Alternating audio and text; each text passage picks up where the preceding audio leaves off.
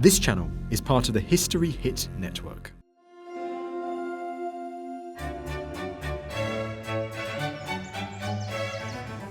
Hello, I'm Michael Burke. Welcome to a brand new series of royal recipes.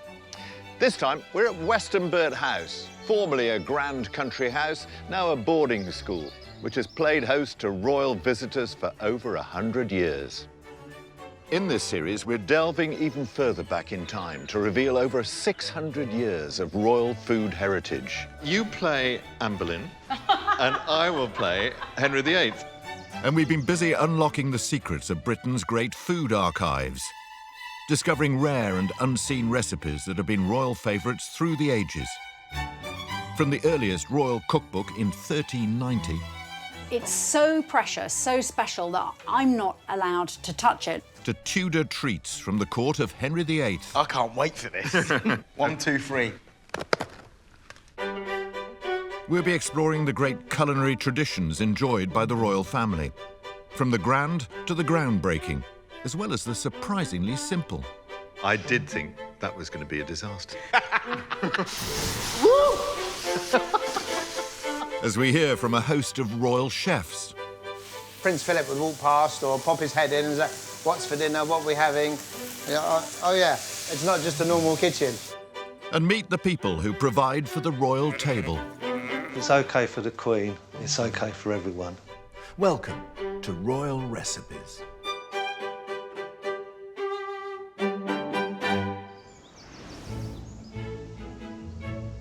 Exotic flavours are on the royal menu in today's programme.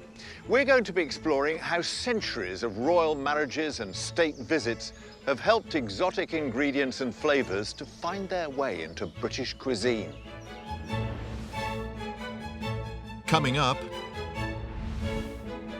Michelin-starred chef Paul Ainsworth cooks up a favourite pudding of Henry VIII. He could eat 20 of these at a sitting. Really? I'm sure the fibre did him a lot of good. I'm sure it did. Mich Turner, MBE, recreates the luxurious cake she made to celebrate Prince Charles's 60th birthday. Using the orange liqueur brought in a sense of depth and that whole kind of regal status that I felt the cake deserved. And Dr. Annie Gray discovers how the royal appetite for one exotic fruit spawned a grand fashion.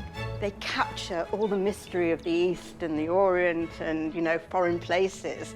And who couldn't be seduced in an orangery? I mean, you know, come on.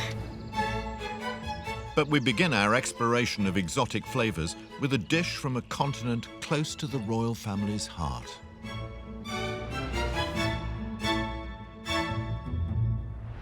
I'm in the Royal Recipes kitchen with Michelin-starred chef Paul Ainsworth, and something smells very good indeed. What is it? Michael, that wonderful smell is bobotie. Now, this is South Africa's answer to moussaka, cottage pie, shepherd's pie. Bobotie. I know about bobotie. This is a famous South African dish, and I was the BBC correspondent in South Africa, so I have had this several times. I've been watching you really closely. Am I doing it right? Don't know yet. You tell me. Yeah. You're doing it not just because, you know, it is an exotic dish, but because of the royals' connection with Africa. The Queen, famously, when she was still Princess Elizabeth, went there on a big and quite famous royal tour in 1947. They got these connections. She became Queen when she was in Africa. Yeah. And Wills and Kate were there for their engagement. Harry says it's the place he feels most comfortable in. So, in a sense, this is the taste of the Africa that the royals love. Would you like an update on how our bobotie is going? I think you should give us a bulletin. Tell us the news. History Hit is a streaming platform that is just for history fans, with fantastic documentaries covering fascinating figures and moments in history from all over the world. We've got unrivaled access to the world's leading historians, with hundreds of documentaries featuring everything from Boudica to the British royal family. We're committed to bringing history fans award-winning documentaries and podcasts that you cannot find anywhere else. Sign up now for a free trial, and Real Royalty fans get 50% off their first 3 months. Just be sure to use code REALROYALTY at checkout. Hard-fried mince. Then we caramelised our onion off. We had a bay leaf in there, a crushed clove of garlic. We then added a beautiful Madras curry paste. Now I've just added in some lamb stock. And all I'm going to do, if you see that now, is reduce it down. And I've given it a blinking good seasoning, all right? Because you want that seasoning in there early. You don't want to be adding it at the end, because once the top's on, it's too late. Just gonna give that a stir.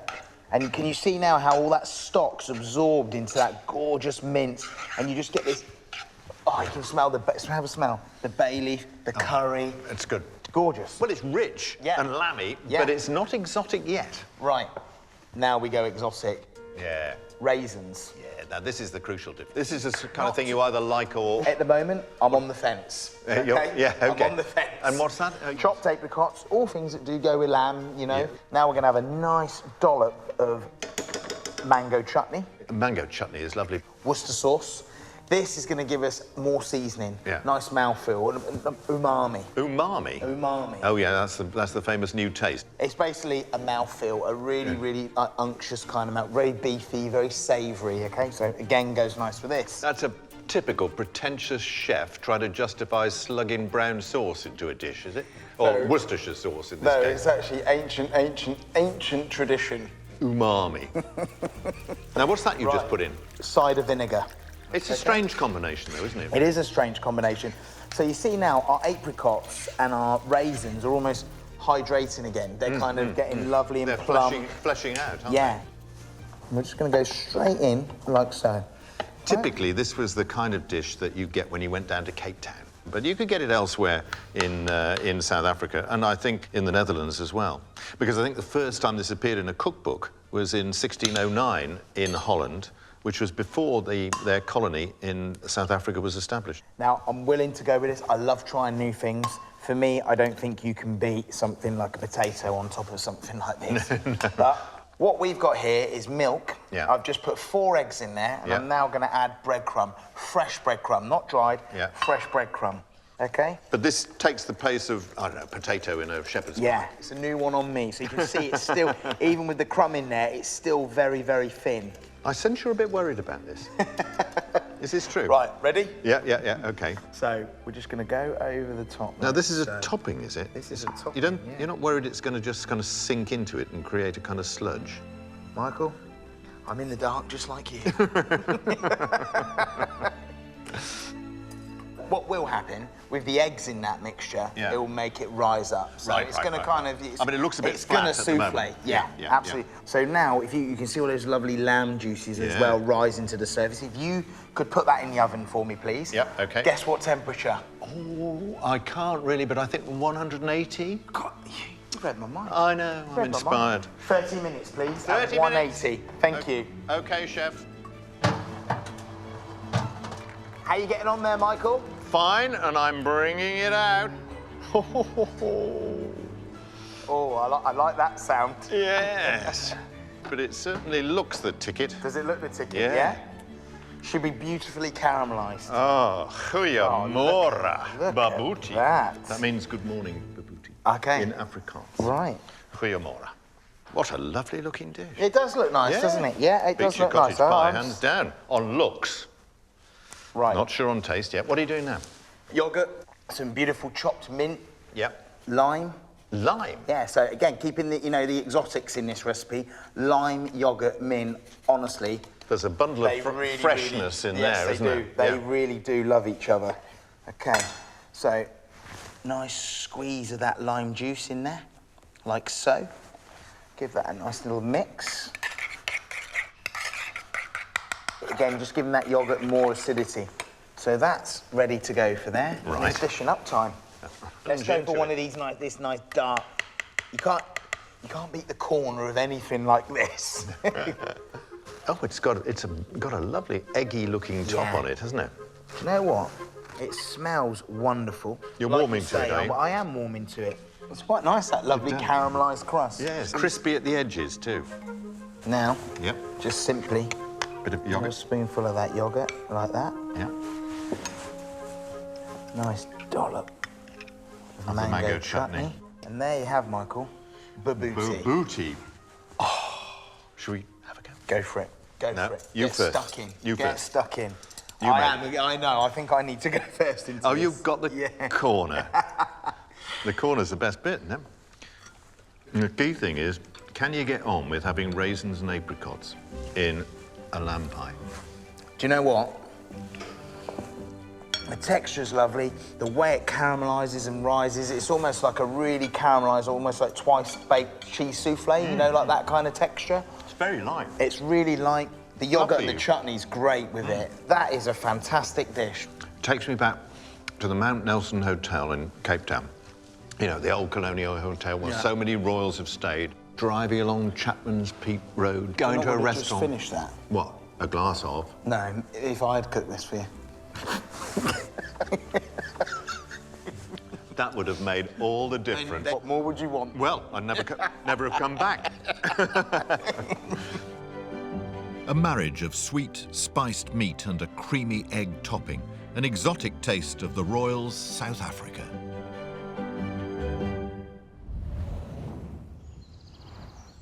Modern British cuisine is a fusion of flavours from around the world, and many of the ingredients we take for granted today arrived here as much by accident as design. It's widely believed that the potato reached our shores in a cargo of exotic produce brought back by one of the adventurers of the 16th century. John Marshall, who spent his working life promoting and selling potatoes, tells us more.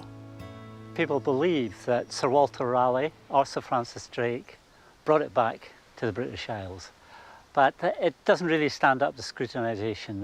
The potato originated in Central America and Peru over 9,000 years ago.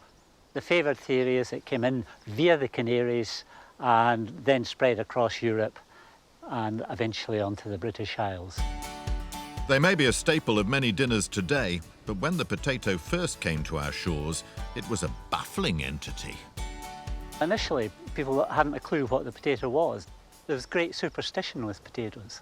They were not written about in the Bible. Some authorities were saying they caused leprosy. And basically, the European population wasn't huge when it first arrived. So it was years before it actually caught on. At the end of the 7 Years' War in France in 1763, pharmacist Antoine-Augustin Parmentier realised the potato could be the answer to widespread famine there. He was so keen to promote it that he enlisted the help of the French royal family. Parmentier persuaded Louis XVI to wear potato flowers in his buttonhole, and Marie Antoinette wore them in her hair. Louis XVI had given him ground, 40 acres, to plant potatoes around Paris.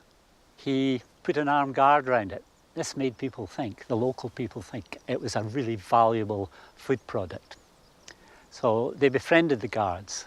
They all had a drink, the guards fell asleep, and the locals streamed into the field and took the potatoes away, cooked them and ate them, and they were wonderful. English growers soon recognised that an association with royalty could sprinkle a bit of stardust on the common or garden spud. They began to recognise that calling a potato after royalty was like using a celebrity's name. We have King George, King Edward, and then there's this great one, Victoria. By the end of the 19th century, potatoes were no longer considered a food for the lower orders. According to a member of her household, Queen Victoria confesses to a great weakness for potatoes, which are cooked for her in every conceivable way. Today, Prince Charles grows many varieties on his farm at Highgrove, and Andrew Skier has supplied the Prince with organically grown seed potatoes for a number of years. The thing that we're really interested in is potatoes for speciality markets. Different colours, different cooking types, traditional and heritage types, things that are a little bit flourier than what the mass market produces. In recent years, there's been an upsurge of interest in heritage potatoes. These older varieties tend to be more unusual to look at than your average spud, with diverse textures and taste. Our heritage potatoes include varieties like Arden Victory, King Edward, British Queen, Duke of York. King Edwards have really stood the test of time because they are a good potato to eat. They make excellent roast potatoes and chips. Well, this variety is called May and Twilight. It's been recently bred here in Scotland using varieties that have been brought over from South America. The primitive types tend to have a lot more flowers, but they tend to also produce smaller, often more numerous tubers. This lot has got a very interesting red and white skin. Right, and here we have some Arn Victory, named at the end of the First World War. It's a great potato for roasting. It's always my roast potato on Christmas Day. Andrew's also well known for growing some eye-catching varieties. Our speciality varieties are mainly the coloured flesh ones, Highland Burgundy Red, Salad Blue. So this is a red variety, recently bred by an enthusiast in Germany, Violetta. Very vibrant colour, excellent for making bright red mashed potatoes. We Brits eat around 130 kilos a year each.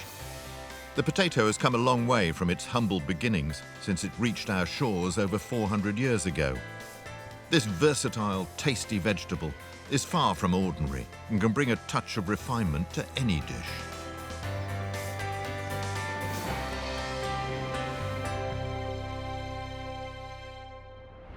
This is a sweet potato. We tend to think as rather exotic, but it actually came to this country before the real potatoes did. And Henry VIII, who died before real potatoes were brought to this country, was really, really fond of sweet potatoes. And we're going to do a dish that he really enjoyed. What was it, Paul? Tudor-inspired sweet potato pie. Sounds good.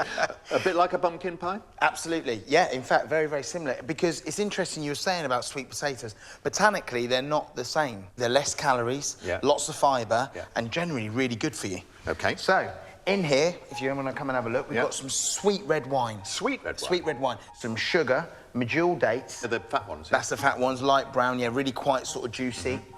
Some Bramley apple and this lovely chopped sweet potato. So these all go into the red wine, which has just come to a simmer. Good English cooking apple with it, eh? Yeah, definitely. I love the Bramley apple. Yeah. OK, dates go in like so. And then in with the sweet potato and the apple. The really interesting royal connection with this sweet potato, you know, because both potatoes and sweet potatoes come from the New World, from the Americas. And you know, Columbus and the Spaniards were there first, and they brought back the sweet potato. Yeah. Henry VIII's first wife, famously Catherine of Aragon, she brought the sweet potato to England, and Henry was so fond of them, he could eat 20 of these at a sitting. Really? Yeah. I'm sure the fibre did him a lot of good. Yeah, I'm sure it did. It would need to, wouldn't it? he was a regular guy. Well, he was after 20 of those, I can tell you. Have a look at that. Now, Ever seen that? I don't think I have. What is it? Okay, really, really old-fashioned ingredient. Burdock. You know, like the drink dandelion and burdock? Yeah, I used to have that when I was a kid. Yeah, me too. Love it. Doesn't smell of much. What does it taste like? It's not as hot and as fiery as horseradish, but it's got those very sort of slight bitterness, turnip kind of... Bit of bitter. Yeah, but going in here, it really does come alive, especially with a sweet potato. Something magical. So we're just going to grate it. Yeah. For a recipe like this, it's fine because it's going straight in there, but it does also go dark very, very quickly. Of course, Henry got rid of Catherine of Aragon, and that stopped the supply of sweet potatoes. Yeah. And he was absolutely heartbroken and offered land and gold to anybody who could grow sweet potatoes in Britain. So he just absolutely adored them. Yeah. There's a wonderful ancient book called Gerard's Herbal, which talks about sweet potatoes and says they're very good at procuring bodily lust. So forget your oysters, start munching on sweet potatoes. Not that Henry needed it, I don't think, with 6 wives, but let's not go there. Let's not go there. No. OK, now where... Right, so we've grated in our burdock. Yeah. And then what we're going to do here is basically reduce that right down. So we'll put the lid on and cook this for an hour. We're going to blitz it to this. You don't need to sieve this. There's no need. Can you see the consistency of it? OK, quite thick. It's sort of... It's a paste. Like a sweet... It's a paste. You can start to see where it's coming into almost like that pumpkin pie kind of mixture. To that, we're going to add clove. Yeah. Ground mace. That's a husk, isn't it? Yeah. And it's a very Tudor spice, isn't it? You don't see it much these days. Really old-fashioned But they used to use it a lot, if they could get it. Hugely expensive in those days, yeah. Ground ginger. Yep. Some melted butter. Would you like to break 4 eggs into there for me, Michael? Bit of a test, eh? One-handed, please, Michael. So I'm just going to mix in the butter and those spices. Next, I'm going to add rose water. Rose water? Yeah, have a smell. Okay. It's kind of old-fashioned perfume, or I tell you what, it's Turkish delight, isn't it? That's it, yeah, absolutely. That's the smell. What, you get it from actual rose petals? Yeah, so it's basically infused, distilled. Yeah. Absolutely, yeah. I'm making a bit of a breakfast of this. No, I like it. Yeah. They're not for scrambled; they're for this. Okay? All right. There you go. I broke one actually. It doesn't matter. You sure? Does not matter. Good, right. Good. Whisk our eggs. Yep. Thank you very much. Now, the reason we're adding the eggs is that's when it becomes like a cake mixture. Yeah. We need something Otherwise, it'd be too sloppy, wouldn't it? Sloppy, yeah. And we need something for it to cook, for it to rise. So we add those into there like so. Yeah. Now, next to me, this is what we call a sweet pastry. So that's basically pastry with sugar in it. So flour, eggs, butter, sugar that we've added in. We've then made it, let it relax. We then roll it out with flour to about the size of a £1 coin. Line our pastry with greaseproof paper. Yeah. And then you can put whatever you like in there. Some people even put pennies in there. Anything to weigh it down. Weights, baking beans, yeah, all your old change, anything. Right, so we're just basically folding this mixture in like so, to eventually we've worked all of that egg into the mix. This dish is actually inspired by a recipe that we found in a wonderful old cookbook that's hidden away in the British Library. It's called Country Contentments, or the English Housewife, containing the inward and outward virtues which ought to be in a complete woman. Fantastic. Know any complete women? Only my wife, Michael. Crawler. Right, how are you getting on there? Right, see how it's just changed like that? Yeah. Really delicious, smooth, rich, velvety cake mix. It just ripples. It's fantastic, isn't it? Yeah. You can just see that this is going to be absolutely delicious. By the way, for the blind baking there of the tart case, you want to kind of cook that blind bake for about 15-20 minutes at 180, and then take it out, remove your baking beans, and then put it back in the oven and just let it dry out. Right, okay? gotcha. So that now goes into the oven, 180 for 50 minutes. Okay, 50. Medium heat? 180, yes. 50 minutes. Okay. Thank you very much. There should be another one on the side there, Michael. Yep, got it.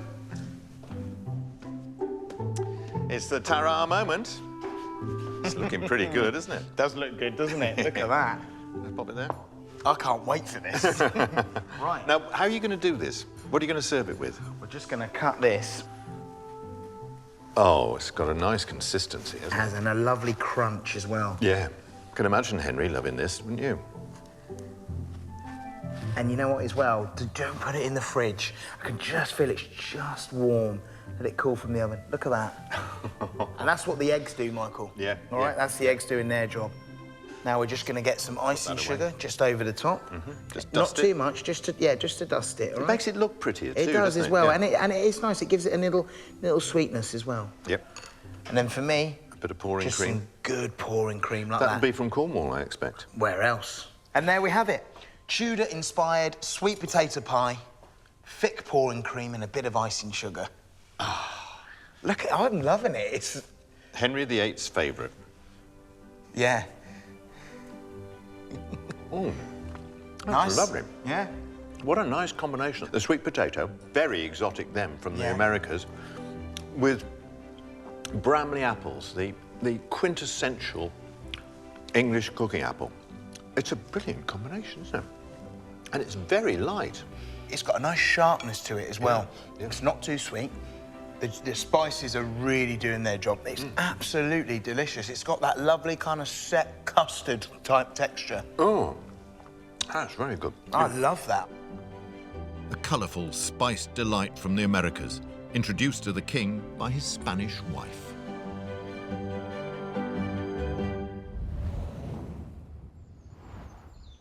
We can thank the Spanish for a lot of our everyday ingredients.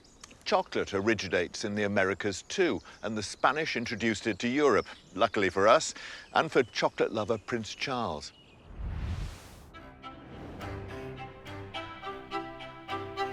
Cake maker to the royals, Mich Turner, knows a thing or two about chocolate.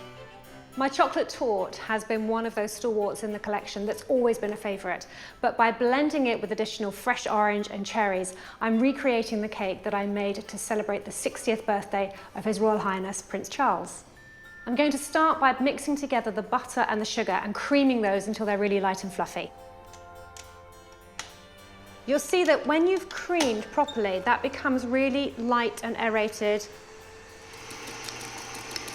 I always whisk my eggs together first before I pour them into a batter, because that way you get one even liquid, so when it pours in, it's easier to control it.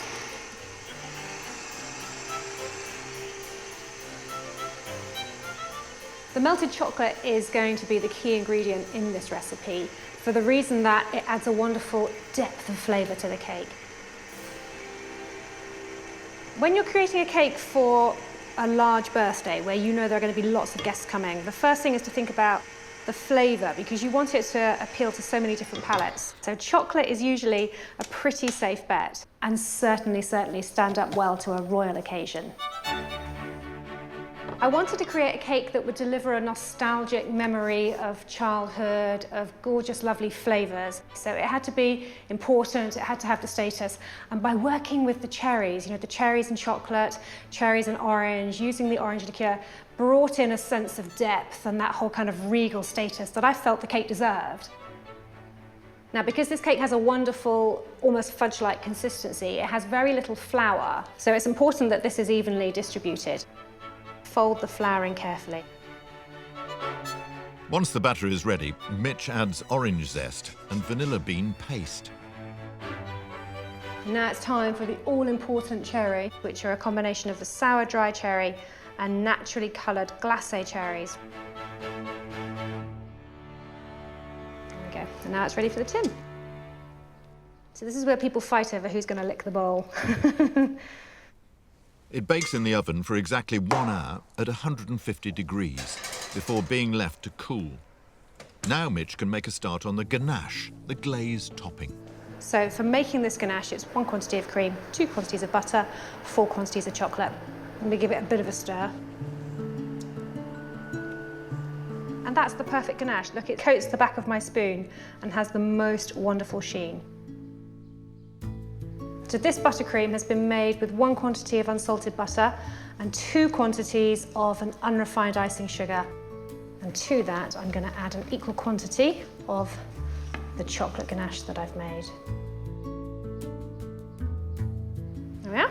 And that's ready to skim coat the cake. The idea is that you use the base board to ensure that the cake itself is leveled up from that, but it just creates that perfect finish on the cake itself. So trim the edges. And what happens now is this cake goes in the fridge to firm up so that that is completely set. The next step is to make the intricate decorations. Prince Charles is known for having the most gorgeous gardens and being a very keen florist. So the idea is that I'm going to decorate this particular cake today with hand-moulded chocolate roses that I'm going to lustre with a little bit of bronze. So again, it's keeping that whole chocolate and orange theme.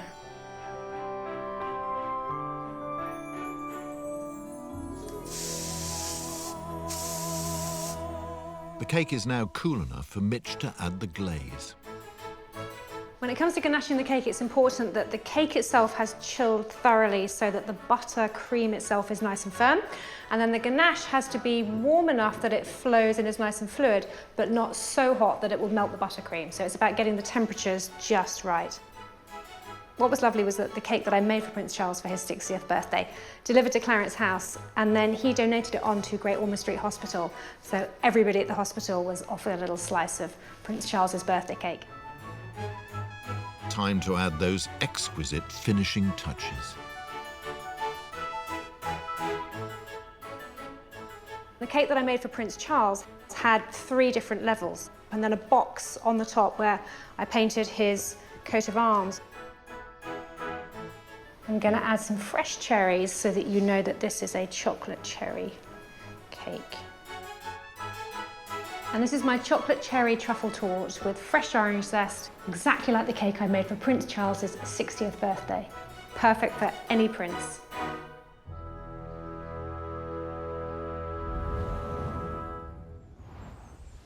Lovely looking cake, isn't it? Oh, I delicious. don't know why it should be, but the combination of chocolate and orange really works for me, but only if it's dark chocolate. What about you?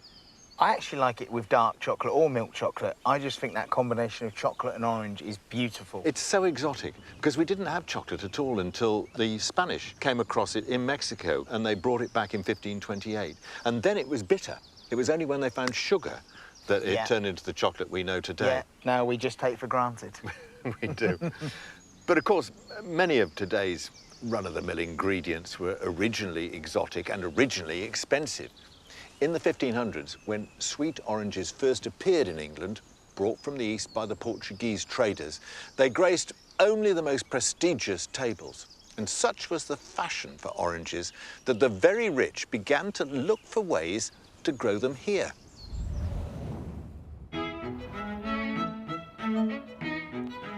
Successful cultivation of exotic fruits required the construction of hugely expensive specialist buildings.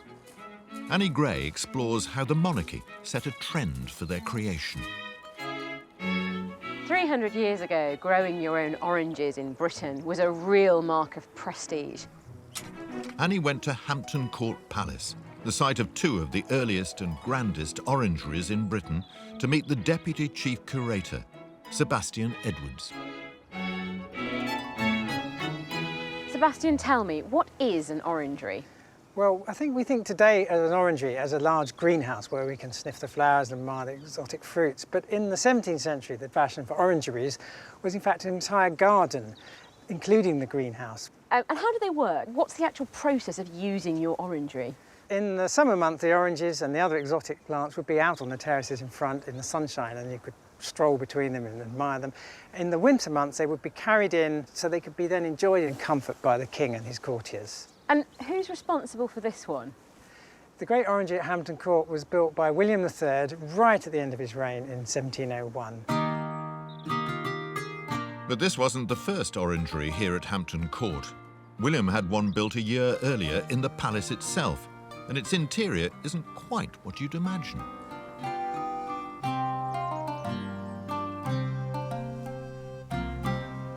This is just remarkable. I think I expected something that was white plastered walls and very functional, but this looks to me just like any other room. Well, this was William's, I would like to think of it as show orangery, where he could enjoy the oranges in the winter, but in the summer months it would be empty as you see it today. But then what did they do with this room? Was it just empty or did it have another function? Well, we know from later monarchs, particularly Queen Anne and George I, that I think in the summer months these were multi-purpose rooms, and they were used on special occasions because they're great long galleries for banquets, masquerades, birthday balls. So they're really not just orangeries in the sense of a greenhouse. These are buildings that can be used for all sorts of different things. By the late 17th century, they were the latest fashion, and William and Mary had the biggest and the best orangeries, and so did their successors in this land, and they were fabulously popular all over Europe with any self-respecting royal family. A building not just for growing fruit, but also for socialising. The trend for exotic orangeries blossomed. At Chatsworth House in Derbyshire in the early 19th century, the 6th Duke of Devonshire commissioned the building of a series of glass houses and entertaining rooms, and with his newfound enthusiasm for gardening, an orangery. Food writer Clarissa Hyman believes orangeries were symbolic of the aristocratic excesses of the time. It was a status symbol. It was a sign of your wealth. It's like Russian oligarchs competing with their super yachts. You know, your orangery had to be bigger than anybody else's, fancier than anybody else's. But it was also a place for assignations and for romance. I mean, because they capture all the mystery of the East and the Orient and, you know, foreign places. And who couldn't be seduced in an orangery? I mean, you know, come on. You've got the scent of the orange blossom and you've got these gorgeous oranges glistening. But they did find their way into the kitchen, didn't they? They did. When sweet oranges came in, they were used more in sort of custards and creams and jellies. People didn't eat oranges on their own. There's a wonderful description in Mrs. Gansel's Granford of them eating oranges, and the ladies sitting around the table are presented each with an orange. And they sort of look at the orange, they don't quite know how to tackle it, and then it's sort of mutually decided that they will each retire to their private bedroom to eat the orange, because then nobody would see the lascivious juices trickling down their chin. Today oranges are quotidian, we eat them, we don't think about them, we don't even think about how they're grown, they're just there. But suddenly you eat something and you realise how magical actually it was at the beginning of the 17th century into the 18th century to have something that was both beautiful, naughty and tasty. And exotic. Yes. Above all. Well, it's got everything, hasn't it? Yeah, the most wonderful fruit in the world, the orange. It's pretty amazing to think that an everyday fruit such as the orange led in its own quiet little way to a revolution in house design. Because the orangery, which was once the province of royals and aristocrats, now, in a way, is part of many of our houses. It's just that we call it a conservatory.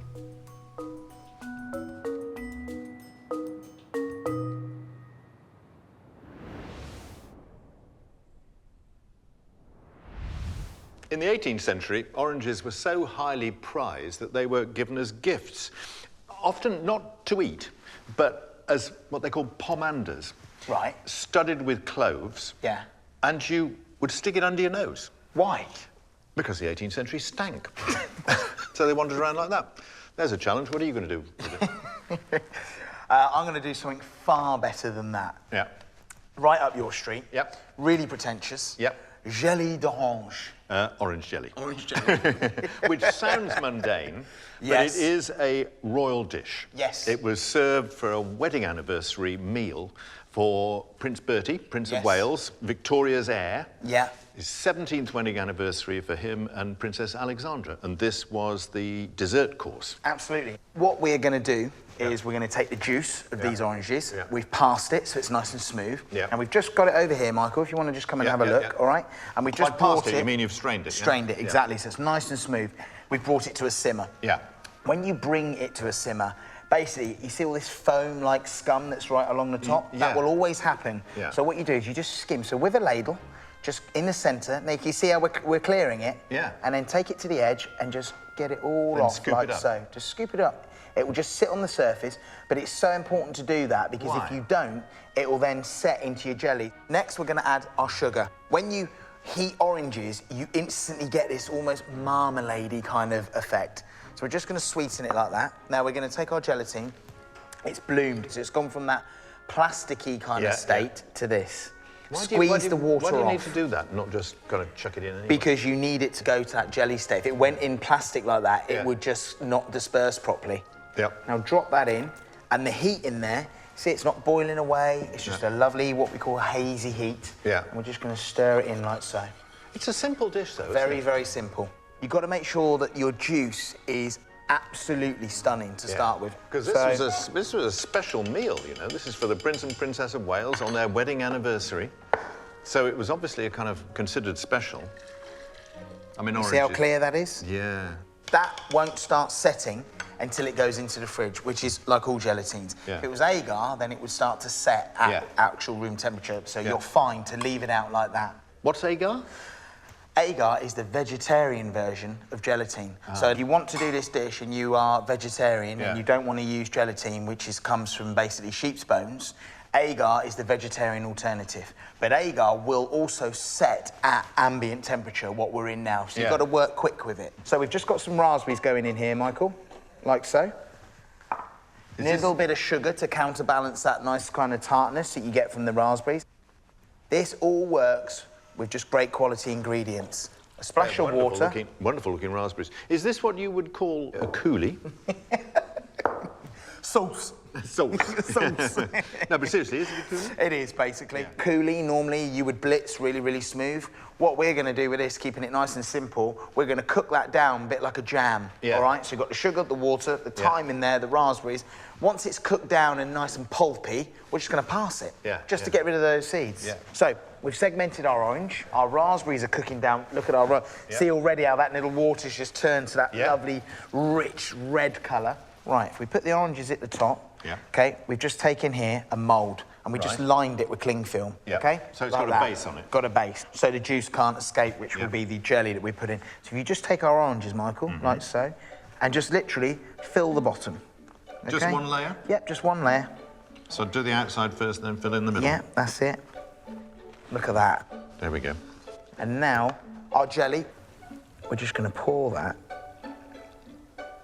And where it's got that bit of temperature in there, it will just lightly poach those oranges as well. That's fantastic. The segments have risen up. Yeah, Is that because what you they're want? going. Yeah, absolutely, because then we're going to turn it round the other way once it's set. The cling film is just to hold the jelly in. Yeah. Well, to make a cup of it. Yeah, initially, at least, before yeah. it sets. Got it. Now, if you could just go to the fridge, Yep. pop those in. You should find 4 more, hopefully. Right. Okay, that have been setting from earlier. Unless- Minimum setting time, 2 hours. 2 hours. 4 hours, brilliant. In the fridge? Yeah. Yeah. All right? Okay. Great dinner party dish. Excellent. Oh, They yes. do look at great, those. don't they? Now, can you see what I mean? Why it was important to skim off any Yeah. of those impurities Yeah. on top? You want, look at that, crystal clear. Yeah. Okay. Really, really smooth. Yeah. Yeah. Now, gently remove the cling film from the Yeah. edge. Don't worry, it's not going to fall out on you. Just tilt it to the side like that. It's pretty well set, isn't it? Yeah. Now blowtorch, stand back. Yeah. Okay. Really lightly. Remember, it's jelly. Okay. It's not going to take a lot to get it out that mould, like so. Just to release it, and just check each time. Yeah. Right. What do you do if you haven't got a blowtorch? Blow.